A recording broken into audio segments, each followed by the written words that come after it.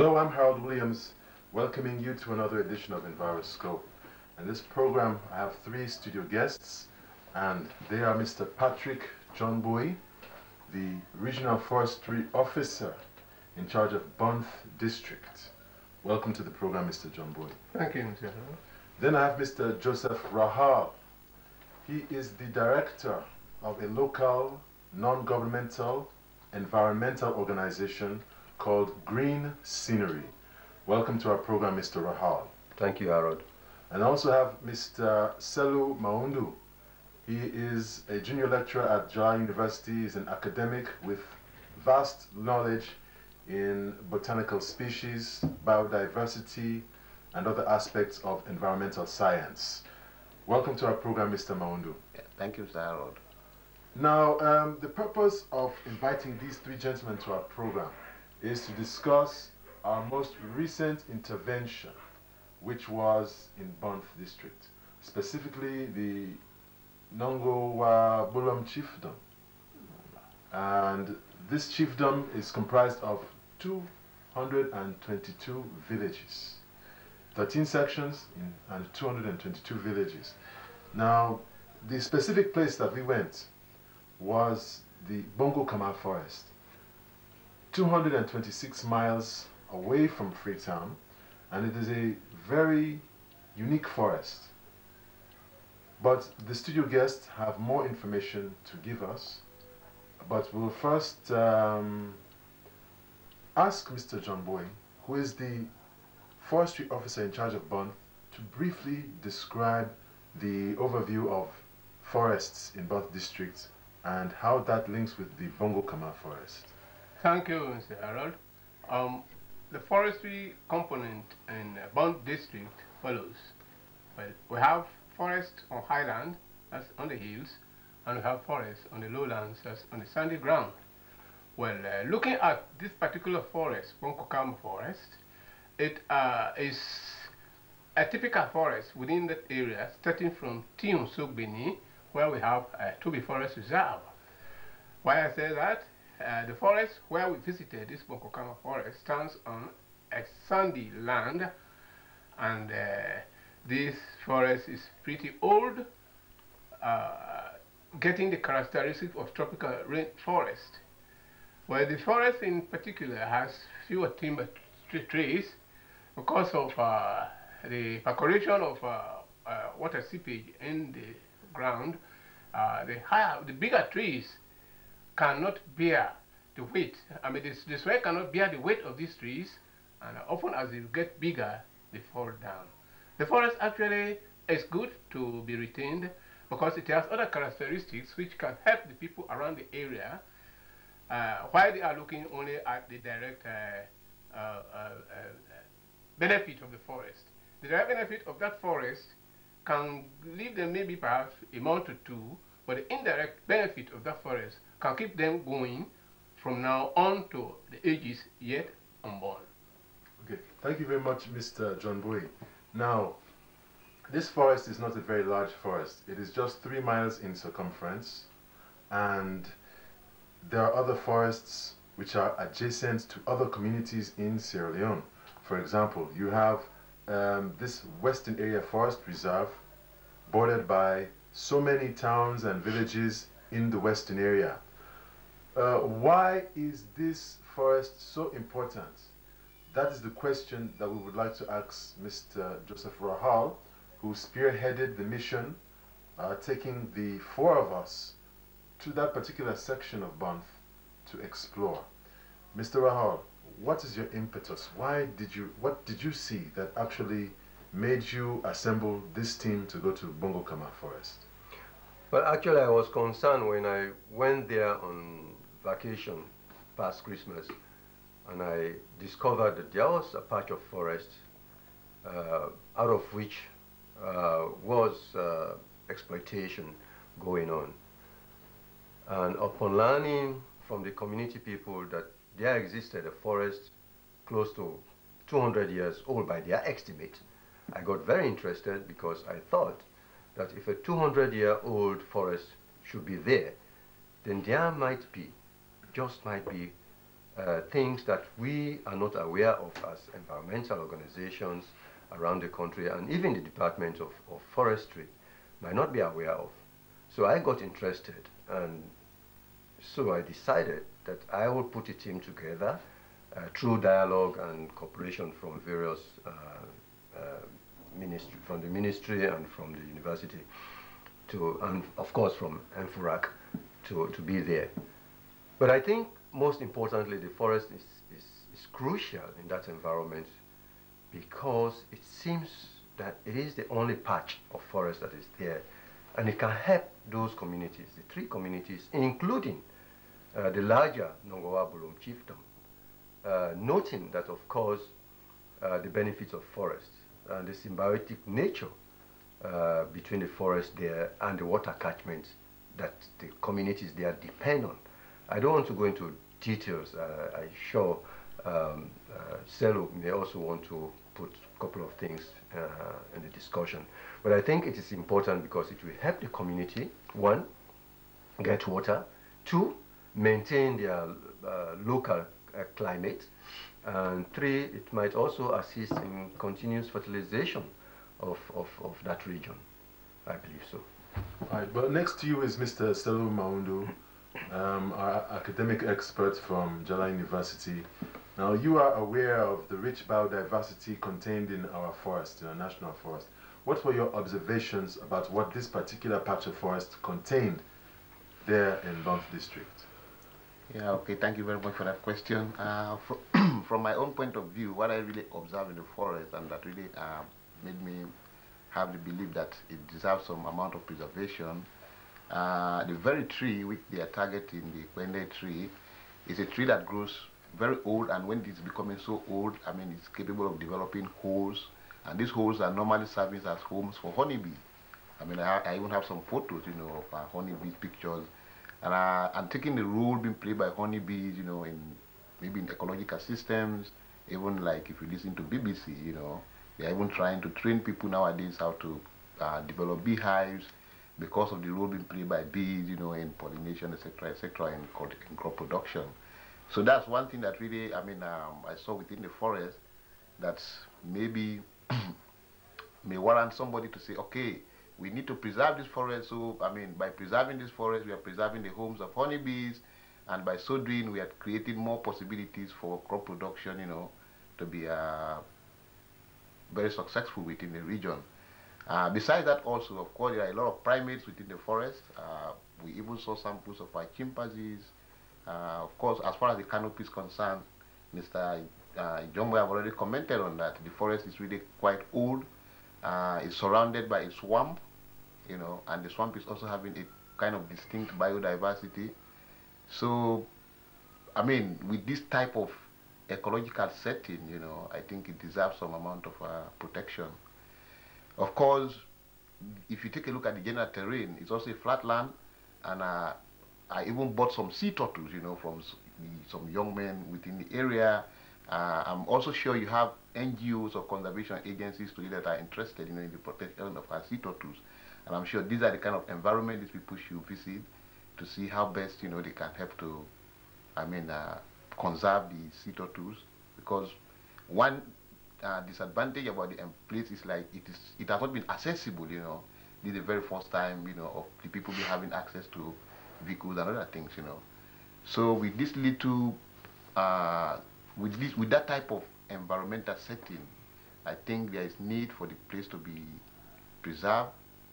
Of course, there are some other reasons, you know, why the forest need to be preserved, you know, besides just the ones I've mentioned, you know. But even maybe it could serve in future as a form of environment for ecotourism, and by encouraging ecotourism, maybe one will be able to expose, you know, the people within that area to some Western kind of civilization, that sort of. So I think pertaining to the forest, I mean, this is what I could, you know, just comment on, you know. Well, Mr. Rahal, over to you now. Our colleague, Mr. Selu Maundu, just described the contents of the forest as a home for biodiversity. There are honeybees there, which also pollinate the surrounding crops. Now, the entry point to this forest is a more or less a straight line. This forest is surrounded on three sides by water, swamp. And it is also on these borders that there are three villages, Mesima, Gangama, and Tetima. And these three villages are directly dependent on some limited amounts of resources from this forest. And they also gain their livelihoods from farming activities. I personally observed them planting coconut, palm kernel, commonly known as a Masanke variety, pineapple, experimenting with a little bit of cashew, sesame, various crops. I didn't see too much of the traditional garden crops, but the ground is very conducive for things like palm. In fact, it is an area which is overridden by palms. It is very natural for palms to, it seems that the palms are indigenous there. So it would seem to me as if the land is very rich in terms of what it has to offer in terms of agricultural resources. However, as Mr. Sello mentioned, there's this pende. Now for the viewers who don't know what is pende, Mr. Rahul, as the first man to bring this to our attention, I want you to describe it for us. I have a sample here.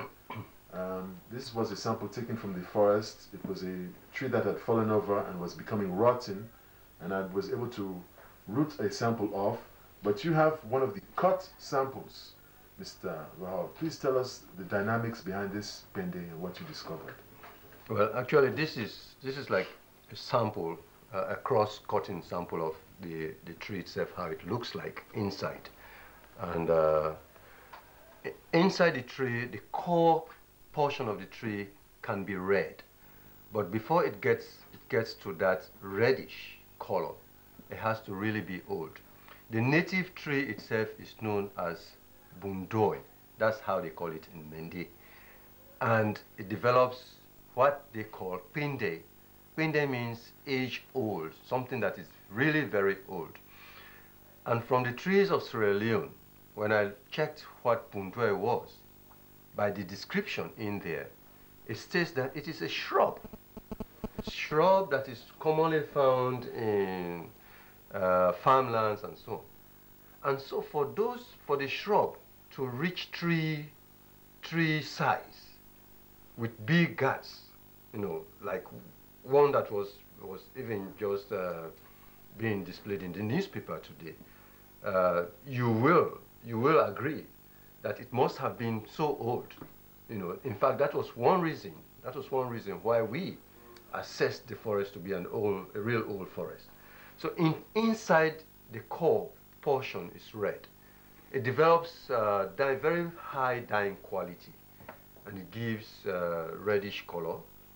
Initially, when you slash it, it's yellow, and then when it oxidizes with the atmospheric oxygen, it becomes red. So that gives the dyeing quality of the tree, of the internal portion of this. But it is called actually bondui. There is also another species called pinde itself. I mean, that is referred to. It's a completely different tree. It's different from bondui. But for bondui to develop into pinde, it means therefore it has to really be old to get the inner core that is really reddish. It is very hard, very dense, seriously very dense, hardly rots. There are many things that it can be used for. One is dyeing. You know, I have sampled it. I mean, you can definitely use it for dyeing. The people out there who are the Karamokos, the Quranic teachers, they use it for ink. They have said it. But they also use it for carving. They can use it for carving, for mortar and pestle, because they are very hard. They can't just break off. They can also use it for, well, I just learned of that recently, that they can use it for the butt of the gun. I mean, like the AK-47 butt. It can be used for native combs, like the women use, the combs. There are many uses that it can be put into. The inner core, the hard portion of the tree itself, not the outside. The outside is slightly quite soft. Right. That's more or less the kind of description. Thank you very much, Mr. Rahul, for that description. Now, the area or the villages which surround this Bongo Kama forest, in which the Pende, these villagers are farmers by tradition. But news reports reached us that someone had shown so much interest in this particular type of timber that they were willing to supply power saws to the community in order to obtain logs, 3 1-foot sections of logs, at various lengths of logs, to be cut in portions and sold for 5,000 leones, which is roughly a pound, slightly less than a pound per section of log. And these sections of log were actually beginning to be acquired from the forest. And we went into the forest and we actually found that people had begun to cut down this tree. I think we chanced upon 4 areas where the tree had actually been cut down and they were in the process of removing this tree. What of such particular interest? Is it because that this tree can be used to make gun butts? Or why would foreigners, for that matter, come and supply power saws to the local community for them to distract them from their farming and really concentrate on this Pende extraction? Mr. Rahul, please describe. I really don't know what is behind the motive of the individuals, but generally it's commerce. People want money. And in going to places so far off from civilization, where people don't really know, they are vulnerable, they are poor, you can exploit them at any level, at any given level and any given opportunity. So I think that was one. Secondly, because the wood itself may have various uses. It might be very expensive out of here, but those people out there are very ignorant. I mean, I just told you that I learned, after a couple of researches, I learned that the gun butt is made of wood such as this. I mean, how expensive can an AK-47 be compared to 5,000 leones a foot of wood that is being purchased from those people, you know? And very pathetically, and perhaps that is one reason why we became as an organization very concerned about the forest, was the victim of the tree cutter. Now, distinguishing between Bondui and other tree species can be very, very difficult sometimes. You will see 2 trees with similar characteristics, but they are quite different. And when you cut down one, it's really not Bondui. It's some other species, and that means that tree is gone, right? So we became very concerned. And even the Bondui, those that we saw, you know, that had not really developed pinde inside. It was still growing, trying to get, you know, pinde. And the portion of pinde you see is so small that it was insignificant to be sold. So it was left idle and dying, I mean, wasting there. So these were some of our concerns. People really need to know how to take care of these things, how to exploit them, how to benefit from their own natural resources, and to educate the communities that they can benefit better, far more, when it is there than when they are cutting it down. It has served those people maybe 2 centuries, for all you know. It can still continue to serve them. It has been serving them for myriads of purposes, including the typical food, how is it called now in Creole? The one we plucked, you know, the young ones that we got from there. Tula? The Tula thing, yeah. I mean, we saw a lot of Tula trees in there. And they are there, including other tree species that give them food, including honeys. I mean, so many things that they can get from the forest. And if you allow people to go there with power saws, in one day, in a month or 2, all of those trees will be gone. I mean, it's just like 300 acres walking through 300 acres with power saw, with 10 power saws, because that was what we understood. People went there with 10 power saws, can you imagine? But I really thank God that even the director of forestry, Mr. Bartholomew, was very active, and he assisted by, saying that the chief should impound the power source. Unfortunately, we went there, the guys that really ran away, and I mean, he was investigating, Mr. John Boy was investigating as to the presence of the power source, but they told us that they've gone, they've all left. And before I leave you again, Mr. Rahul, you were the first motorized visitor to that particular end of Banff. Why I say the first motorized visitor? Because the area is 220 miles from Freetown, and the link to the main highway is 3.5 miles long. Now, the villagers, before we left, had succeeded in making a 3.5 mile long road from their village, from Gangama, which is the last village, to the main highway. And this was very, very, very impressive, because it's a sandy area, and to cut a road through the palm trees, you really have to do a lot of physical labor, drag the palm trees off, level the ground, and it was not easy going because it's sandy ground, and unless you have a 4x4 vehicle, you will not get there. And for those of the villagers who are eager to export their pineapples and their cassava and their cocoa and coffee, this road would be a very welcome amenity. However, before ever the start of those things, it seemed as if maybe they were concentrating on possibilities of exploiting Pende and sending Pende out.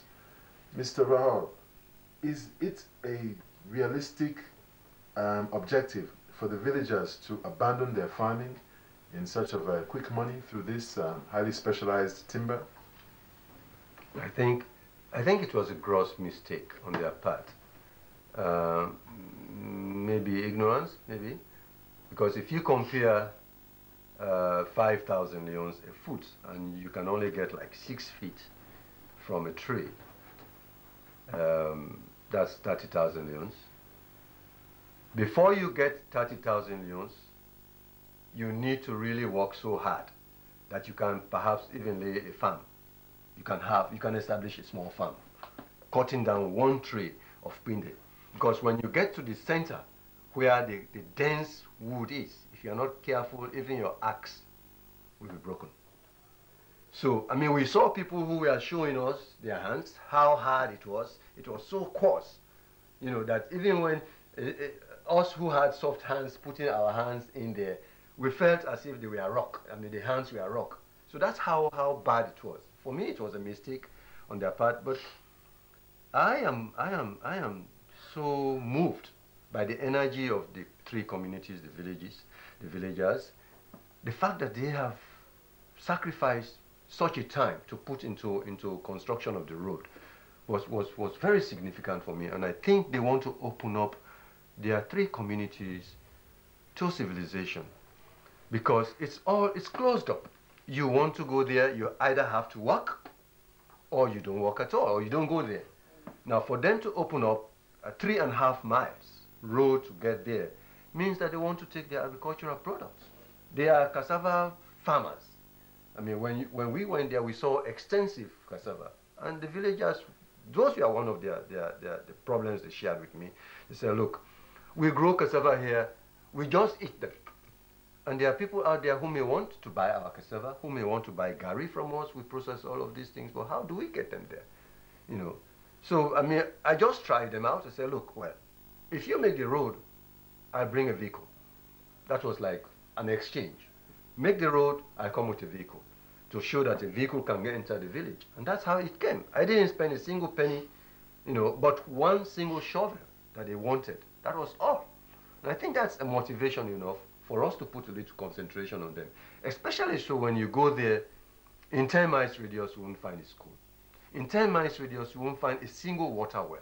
In 10 miles radius, you won't find a single clinic. In 10 miles radius, you won't find a single latrine. That's pathetic enough, And I think those people deserve better. Well, actually, this last point that you brought up, Mr. Rahul, is very significant. You can imagine that for 13 sections in the entire chiefdom, comprised of 222 villages, there are only 5 primary schools. In fact, when we went to Gangama, we saw the boys, there are young boys coming from the other surrounding villages who come to learn the Quranic tablets, and they are all Mende speakers. They don't even speak Creole, let alone English, and most of them have no hope of acquiring a formal education. And with such emphasis having been placed on education for all and Sababu project, you know, it is really sad for on a day like today, you have these boys who are school-going aged boys who should have been in class 3, class 4 by now. They are just learning the same traditional education that their great-grandfathers received, which is not bad, but we do need to have some elements of modern civilization injected into these communities so that they know the implications of their livelihoods, because they are no longer isolated. They have been now exposed to the outside world, and people are coming, people are showing interest in their natural resources, and they will be offering various scales of incentives to have access to these resources.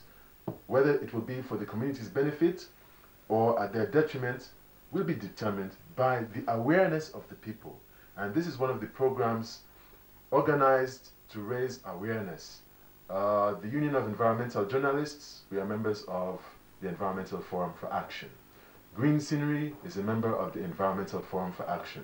The Environmental Sciences Department of Jaya University is a member of the Environmental Forum for Action, ENFORAC. To round up our program today, I would actually like to concentrate on solutions. Our 3 studio panelists will have solutions for you based from their own observations. I will start first from Mr. Patrick John Bowie. You are the forestry officer for Banff. Now, based on what you have seen there, and you see the type of exploitation that is beginning to creep into the forest, what do you suggest as a best solution for the people there to distract them from forest exploitation into other livelihoods? Thank you very much. Now, looking at forest, it means great. Now, to help the people to retain the forest there, forestry can come in. First of all, looking at the forest from afar does not explain really what perhaps you may mean until you get into there. And we have been there. Unfortunately, we are not able to get into every part of the forest, so we are only at the peripheral area of the forest. Now, it is good, I will recommend that forestry comes in, first of all, to survey the entire forest area, to know the entire forest area that stands in that particular area. Then, after surveying, it's better again to go in and do the enumeration survey, that's the inventory, to know the type of trees, to know the type of herbs and other living organisms within the forest. When that happens, then we will know next what to do. After that, it is good to actually establish buffer zones around the forest, because if you establish buffer zones around the forest, you will be distracting the people from getting into the forest, so that what will be within the buffer zones will be what the people may need. And then in the buffer zones, it's better to put in some of the species that actually, when we have survey the area to know what is there that are needed by the people, we include them into the buffer zone area. And afterwards, it is also good, since when we are walking through the forest, we found some old holes where the people used to extract honey. It is good to practice apiculture, that is rearing the bees to produce honey bees, to produce honey. If that happens, perhaps the people may not get into the forest all the time. By getting into the forest all the time, in fact, I was a little bit sorry, because people get into the forest, they don't even know how to walk in the forest. There are saplings in the forest which are of economic value, which when people get into the forest, they stamp on them and they destroy them. If those trees are left to grow up to timber size, those trees will be again valuable to the livelihood of the people. And that is why it is good for that particular forest to be retained.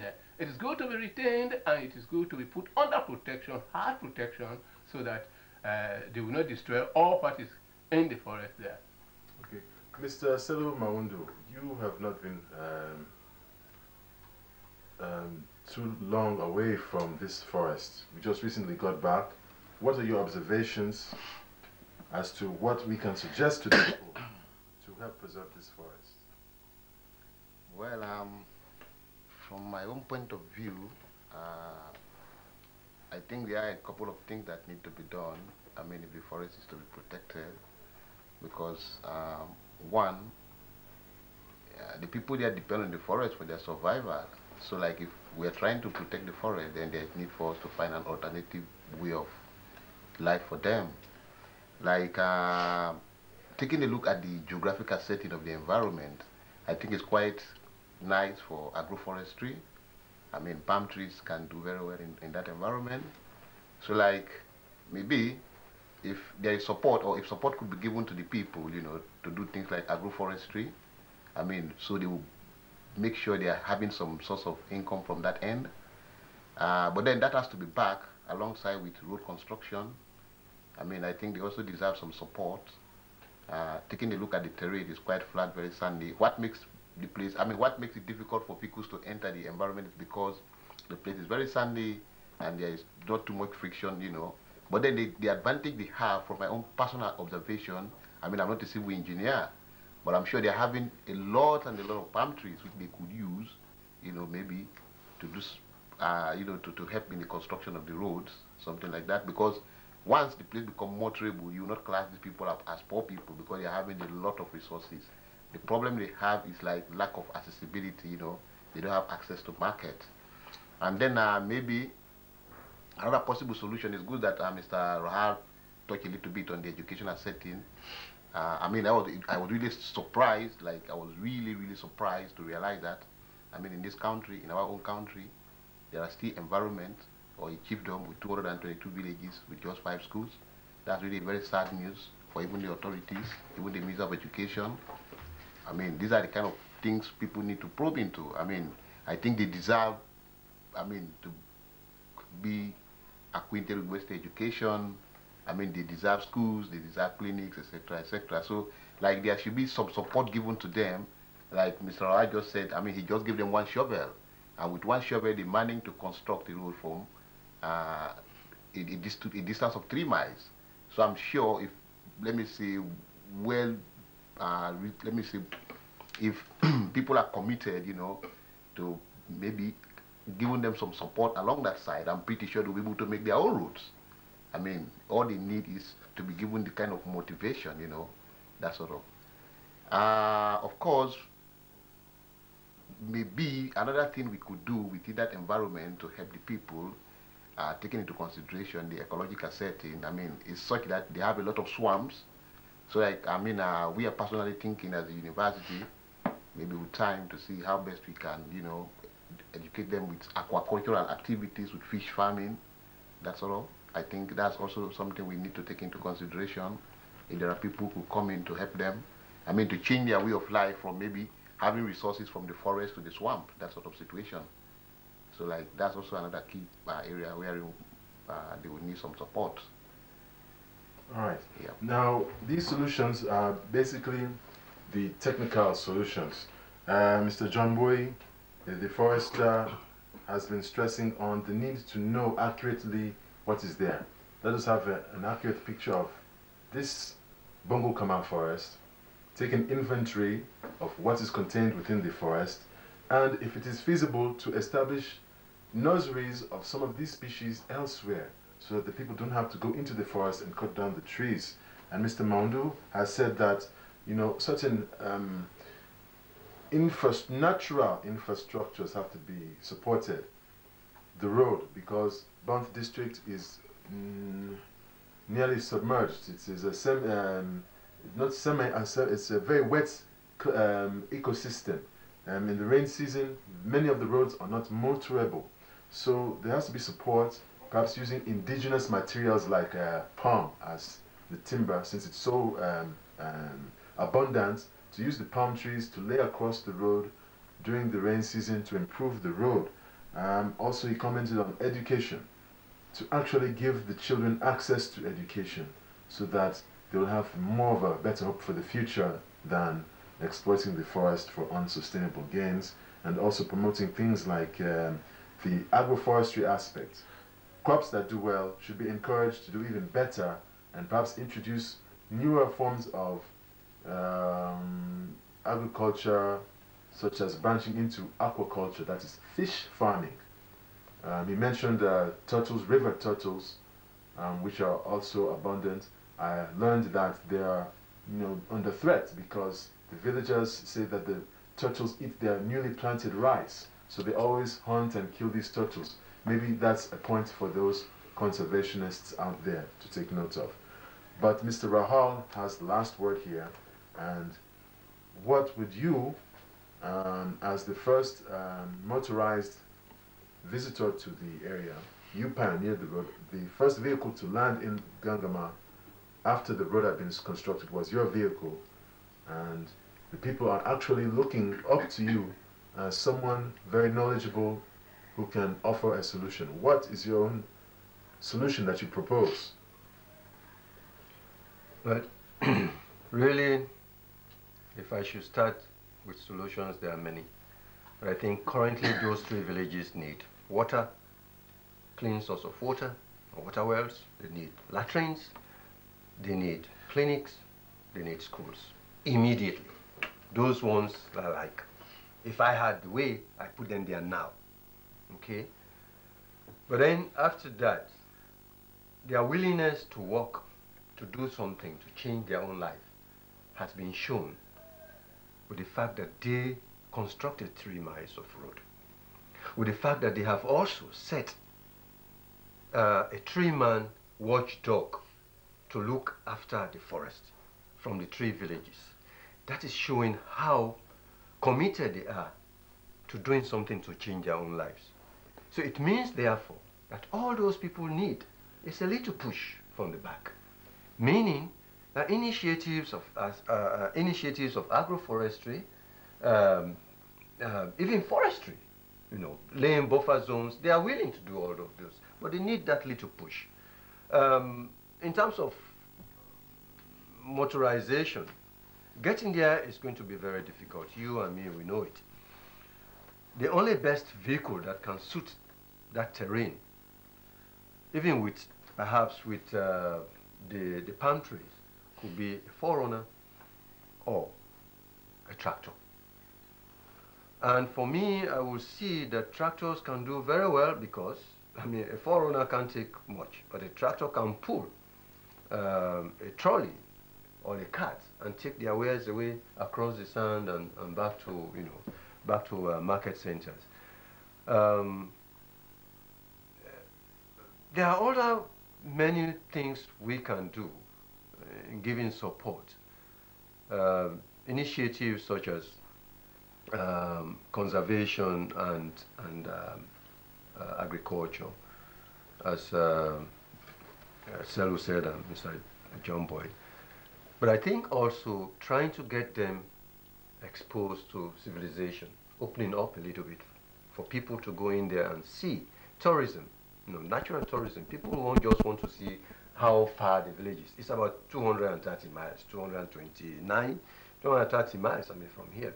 You want to expedite, you want to be someone who will go there, but mind you, don't go there in the rainy season because it's going to be cut off completely. So operationally, those people are walking tightrope within 6 months. When they get their wares in the rainy season, they have to dispose of everything in 6 months. After that, they are cut off. So ways and means have to be found. And I should recognize at least World Vision. They have gone as far as, was it Kangama village, where there was a water well. They must be commended for going that far. But there is still so much to be done down the road, 10 miles down the road. And I hope that World Vision and other partners who might want to work with us could come and we do things together. But I think the villagers need to protect that forest. If it is going to serve our local climate, if it is going to serve to be part of the global, assisting the global part of global warming in terms of carbon sequestration, I think they need to be given the push. And there are so many things you can do to give that push. Well, thank you very much, Mr. Rahal, for wrapping that up for us. Basically, Mr. Rahal, you have sympathized with the people's developmental aspirations. They do need clean water. The nearest water well is nearly 10 miles away. The nearest latrine is the same distance. There are no schools. There are no clinics. And they need improved systems for their agriculture and their other livelihoods. And the people are indeed willing to participate and be involved in that development process, because before we left, the three villages of Tetima, Messima, and Gangama formed a three-man committee to actually be surveying this forest, watching over it, to be the watchdogs of this forest. And they are in place now, and I doubt that any exploitation attempts will be successful with such a committee in place. But this is just a poignant reminder that it is not only Gangama and Messima and Tetima. There must be other isolated pockets of rural civilization within Sierra Leone who are very far away from the commercial capital and who have very limited resources apart from their natural resources within that area. Now, unless you guide their livelihoods and teach them how to make their lives healthier and more sustainable, they will have only one alternative, and that is to revert to the exploitation of their natural resources. And we don't want pockets, isolated pockets of our vast natural resources to begin disappearing from Sierra Leone, which is why this particular field trip was so important, because it gives us an insight as to other possible interventions in other areas. So much of our natural richness is being lost, and I would like to thank the Forestry Department of the Ministry of Agriculture, Forestry and Food Security for sending Mr. Patrick John Boy to Bond District for that very decisive, I would rather say, decisive insight to one of the dwindling forests in our nation. Mr. Joseph Rahal, the Director of Green Scenery, my hat's off to you, and we hope that your local non-governmental organization will continue to show concern for the less privileged Sierra Leoneans throughout the country. And also Mr. Selu Maundu from Jala University, thank you very much for your guidance. Our trip through the forest was made all the more educative with your knowledge about forest species and forest life in general. Thank you very much for accompanying us and for giving us your own input in this program. Thank you too. So those are our three panelists, and I'm Harold Williams, appealing with you all out there to please take care of your environment, not only until we see next week, but for posterity. Thank you very much. Good night.